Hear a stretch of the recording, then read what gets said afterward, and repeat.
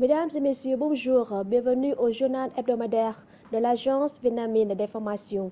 Voici les événements qui ont fait la une de l'actualité du 30 mai au 5 juin. Le Premier ministre Phạm Minh Chính a exprimé son espoir de faire progresser les relations entre le Vietnam et AstraZeneca vers une coopération stratégique dans la production de vaccins et de médicaments lors de sa rencontre le 31 mai à Hanoï avec Pascal Soriot, PDG directeur exécutif d'AstraZeneca. Pascal Soriot a affirmé qu'AstraZeneca s'engageait à coopérer étroitement avec le gouvernement vietnamien pour améliorer la capacité médicale du pays et développer son industrie pharmaceutique et se tient prêt à transférer des technologies de production de vaccins au Vietnam. Phạm Minh Chính a appelé l'Europe à aider le Vietnam à atteindre ses objectifs de réduction des émissions de gaz annoncés lors de la 26e conférence des parties des Nations Unies sur le changement climatique. Pascal Soriot s'est dit impressionné par les engagements du Vietnam pris lors de cette conférence, ajoutant qu'AstraZeneca a investi 400 millions de dollars dans des projets de plantation d'1 milliard d'arbres dans le monde d'ici 2026. Il a souhaité qu'un tel projet soit déployé au Vietnam, aidant le pays à atteindre ses objectifs de réduction d'émissions de gaz à effet de serre et de croissance verte. Le Premier ministre Phạm Minh Chính a reçu Kham Phan Phamaphat, membre du bureau politique, secrétaire du comité central, chef de la commission de contrôle du comité central du Parti populaire révolutionnaire du Laos, président du comité central de lutte contre la corruption, inspecteur général d'État du Laos. Phạm Minh Chính a déclaré se réjouir de la hausse de près de 20% en rythme annuel des échanges commerciaux bilatéraux au cours du premier trimestre 2022 qui se sont établis à plus de 400 millions de dollars. Kham Phan Phamaphat s'est engagé à faire de son mieux pour améliorer la qualité et l'efficacité de la coopération avec la commission de contrôle du comité central du Parti communiste du Vietnam et l'inspection du gouvernement du Vietnam, contribuant au développement des relations entre les deux pays. À l'occasion de la Journée internationale de l'enfance, le 31 mai, le président Nguyễn Xuân Phúc a rendu visite et remis des cadeaux aux petites pensionnaires du Centre de soins aux enfants handicapés de Hanoï dans le chef-lieu de Chuk Son, district de Trường Mỹ. Il a félicité les enfants à l'occasion de la Journée internationale de l'enfance et salué leur énergie extraordinaire pour surmonter les difficultés. Il s'est aussi félicité des grands efforts des enseignants, des responsables et des cadres du centre qui prennent soin corps et âme des enfants handicapés. Créé en 1978, ce centre prend en charge actuellement plus de 500 enfants handicapés. Par la même occasion, le même jour, le Premier ministre Phạm Minh Chính a rendu visite et remis des cadeaux aux enfants pris en charge à l'hôpital national de pédiatrie. Le chef du gouvernement a reconnu les réalisations obtenues par l'hôpital et l'a exhorté à devenir un établissement de santé pédiatrique modèle au niveau national. Il a souligné la priorité que le gouvernement accorde aux soins de santé et à l'éducation et a lancé un appel au personnel médical de l'hôpital pour qu'il prodigue des soins optimaux aux enfants malades.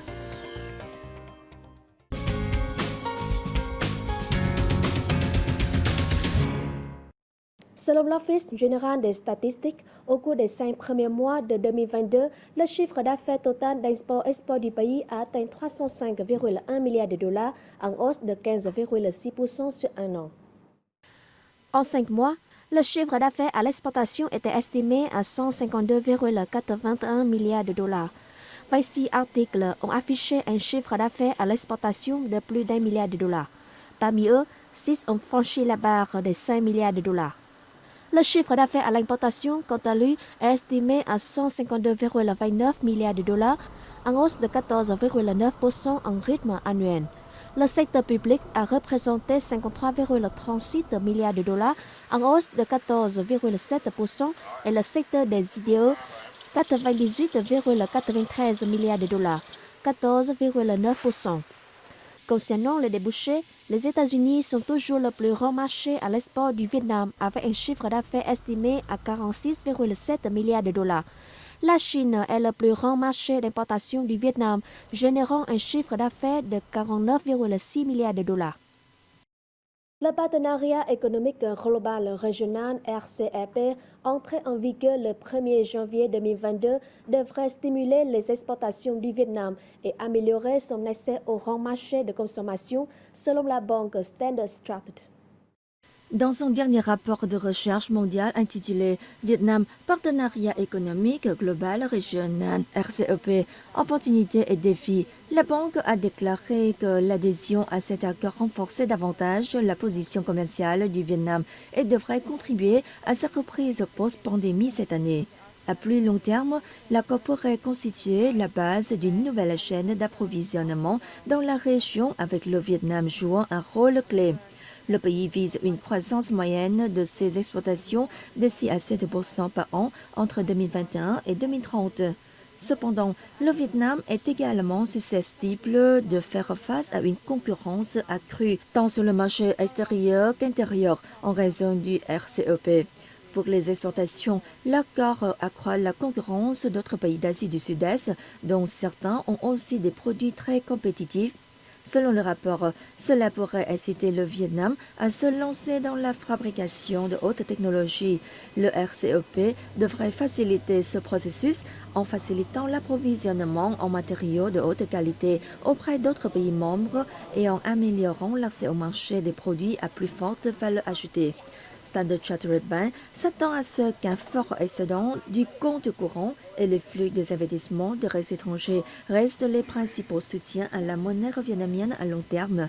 Le RCEP est susceptible de stimuler les exportations du Vietnam, de soutenir l'équilibre du compte courant et d'attirer plus d'investissements directs. La litchi vietnamienne, en particulier la variété Thieu de Hải Dương, a de grandes opportunités d'exportation en raison de la hausse de la demande sur les marchés étrangers et surtout de l'entrée en vigueur de l'accord de libre-échange entre l'Union européenne et le Vietnam. La province septentrionale de Hải Dương a exporté le 30 mai 3 tonnes de litchi, premier lot de la récolte 2022, vers le Royaume-Uni, l'Allemagne et les Pays-Bas. Ces litchis ont été cultivés selon les normes Global Gap et expédiés par la Société Éparation d'agriculture biologique FUSA qui a travaillé en étroite collaboration avec les agriculteurs et les coopératives locaux pour développer des vergers répondant aux exigences strictes de l'Union européenne en termes de sécurité sanitaire des aliments et de normes phytosanitaires. Les fruits exportés doivent répondre aux normes Global Gap. En raison de leur goût sucré et doux, les litchis vietnamiens sont préférés en Europe et à ceux venus d'Afrique. Outre les zones de culture, la transformation et l'emballage doivent également conformes aux normes de l'Union européenne. L'exportation de ce premier lot de litchi demande de la qualité et de la capacité des exportateurs et des agences de promotion du commerce du Vietnam. La province de Hải Dương s'est associée au ministère de l'Industrie et du Commerce pour mener à bien des activités de promotion commerciale. Les vergers de litchi de Hải Dương devraient produire cette année 60 000 tonnes, dont 100 000 tonnes seront exportées vers des marchés exigeants tels que le Japon et l'Europe. Le litchi de Hải Dương est actuellement disponible dans les rayons des principaux supermarchés d'Hanoï, Ho Chi Minh Ville et d'autres grandes villes. Ce fruit est également présent sur des marchés internationaux tels que la Chine, les États-Unis, la République de Corée, le Japon et les pays de l'Asie du Sud-Est.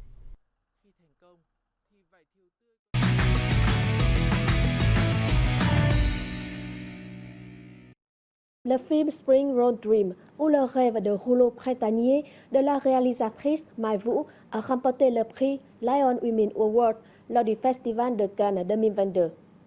Introduite par les sponsors du festival depuis 2021, cette catégorie vise à cibler et à aider financièrement les femmes cinéastes au cours de leur réalisation. Le rêve de rouleau printanier était présenté dans la catégorie La Cinef, Ciné-Fondation, une fondation qui récompense les œuvres d'étudiants d'écoles de cinéma du monde entier et a été élue dans le top 16 des meilleurs films parmi les 1528 réalisations en lice. L'œuvre de 9 minutes est un projet de fin d'études de Mai Vũ, une étudiante de l'École nationale du film et de la télévision au Royaume-Uni. Ce court-métrage en stop-motion raconte l'histoire d'une famille vietnamienne aux États-Unis. Le personnage principal est Linh, une mère célibataire qui construit une vie stable pour son fils Alan. Mais cet équilibre est rompu lorsque son père Sa revient du Vietnam. Au cours d'un repas, ce dernier insiste pour faire des nems rouleaux de printemps pour son petit-fils, mais Ling veut plutôt préparer des mascaronis au fromage. De là, un conflit naîtra entre Sang et Ling. C'est alors que cette dernière est confrontée au passé et à la culture qu'elle a laissée derrière elle et à la question de sa place dans la nouvelle vie de sa famille. Le personnage de Sang est un homme qui essaie de se connecter avec ses enfants et petits-enfants à travers la cuisine. TripAdvisor, le site web de voyage américain de renommée mondiale, a annoncé les 25 destinations les plus populaires d'Asie en 2022, où figurent Hanoï, la capitale vietnamienne, classée 13e, et la ville vietnamienne de Da Nang au centre, 21e. Hanoï se présente comme une capitale charmante, en plein développement, mais préservant toujours son patrimoine ancien. Ses lacs, ses parcs et ses avenues bordées d'arbres, ainsi que des centaines de temples et des pagodes, ajoutent au charme de la ville. Les visiteurs peuvent facilement les explorer en taxi. Da Nang est confortable et convivial avec un art culinaire attrayant. Participer à des circuits de découverte culinaire est le moyen le plus efficace pour découvrir la culture et la vie locale. TripAdvisor a également suggéré aux visiteurs d'explorer les grottes de la montagne Ngũ Hành Sơn et de profiter de la cuisine de rue. En tête de liste se trouve Bali en Indonésie, considéré comme une carte postale animée et un paradis sur terre. Le comité populaire de la province de Sơn La au nord a récemment inauguré le pont en verre de Bạch Long dans la commune de Mường Sang, district de Mộc Châu. Ce pont donne la sensation de marcher dans le vide à 150 mètres au-dessus de la jungle. Ce pont situé dans la zone touristique de Mộc Châu Island, investi par la compagnie Parc Action Vinci Mộc Châu, serpente le long de la paroi d'une montagne avant de se terminer en pont suspendu qui enjambe une vallée spectaculaire pour une longueur totale de 632 mètres. Le livre Guinness des accords, l'association des records mondiaux et l'association Office World Record basée en Europe ont délivré aux autorités de la province de Sơn La respectivement 3 attestations de records. La plus longue allée le long de falaises, le plus long pont à fond de verre, le plus long pont en verre. Le tourisme vert est lié à l'objectif de développement durable, de protection de l'environnement, de préservation et de promotion des valeurs culturelles et historiques. C'est aussi l'objectif vers lequel la province de Quảng Nam au centre s'oriente pour contribuer à faire du tourisme un secteur économique de pointe, durable et respectueux de l'environnement. Possédant d'une villa dans la ville de Hội An, Phạm Thị Linh Chi et son personnel utilisent toujours des articles respectueux de l'environnement, minimisent l'utilisation d'emballages, de boîtes en plastique à usage unique, profitent des ordures pour fabriquer du compost et sensibilise son personnel et aussi ses clients sur l'importance de réduire les déchets plastiques et de protéger l'environnement. Les visiteurs sont très enthousiastes de nous rejoindre dans des activités de protection de l'environnement. Nous visons un modèle touristique vert et durable. Parallèlement aux efforts des autorités, ces derniers temps, la communauté touristique de Hội An s'est efforcée de contribuer à faire de la ville une destination respectueuse de l'environnement avec diverses activités comme le tri des déchets à la source, la limitation des déchets plastiques et l'utilisation de produits respectueux de l'environnement. Hội An est également un pionnier dans la réduction des déchets plastiques. De nombreux restaurants n'utilisent ni pailles ni gobelets en plastique et les remplacent par des pailles de riz et des gobelets en papier. Quảng Nam possède d'importants potentiels pour l'écotourisme qui se base sur la nature et la protection de l'environnement. Sur la base d'un ensemble de critères pour le tourisme vert publié fin 2021, avec le soutien du programme suisse de tourisme durable, nous avons défini des critères stricts pour développer le tourisme en association avec la protection de l'environnement et le développement durable.